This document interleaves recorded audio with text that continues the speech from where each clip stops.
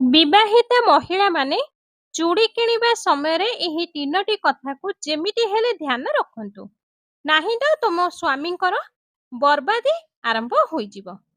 ତେବେ କେଉଁ ତିନୋଟି କଥାକୁ ଖାସ କରି ଧ୍ୟାନ ରଖିବେ, ଚୁଡ଼ି କେବେ କିଣିବେ ଆଉ କେଉଁ ଚୁଡ଼ି ଶୁଭ ହୋଇଥାଏ ଆସନ୍ତୁ ଜାଣିବା। କିନ୍ତୁ ଜାଣିବା ପୂର୍ବରୁ ହେ ମାତା ପାର୍ବତୀ, ଯିଏ ବି ଆପଣଙ୍କର ଏହି ଭିଡ଼ିଓକୁ ଲାଇକ୍, ଚ୍ୟାନେଲକୁ ସବସ୍କ୍ରାଇବ କରି କମେଣ୍ଟ ବକ୍ସରେ ଜୟ ମାତା ପାର୍ବତୀ ଲେଖିବେ, ତାଙ୍କ ଶଙ୍ଖା ସିନ୍ଦୁରକୁ ଘଣ୍ଟ ଘୋଡ଼େଇକି ରଖିବେ।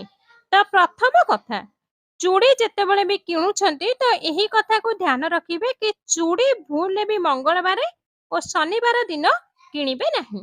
ଯଦି ନୂଆ ଚୁଡ଼ି ପିନ୍ଧୁଛନ୍ତି ତ ରବିବାର ଓ ଶୁକ୍ରବାର ଦିନ ହିଁ ଚୁଡ଼ି ପିନ୍ଧନ୍ତୁ, ଏହା ଦ୍ୱାରା ସୌଭାଗ୍ୟ ବଢିଥାଏ।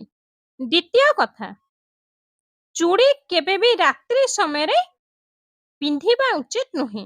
ଚୁଡ଼ି ସକାଳେ ନାହିଁ ତ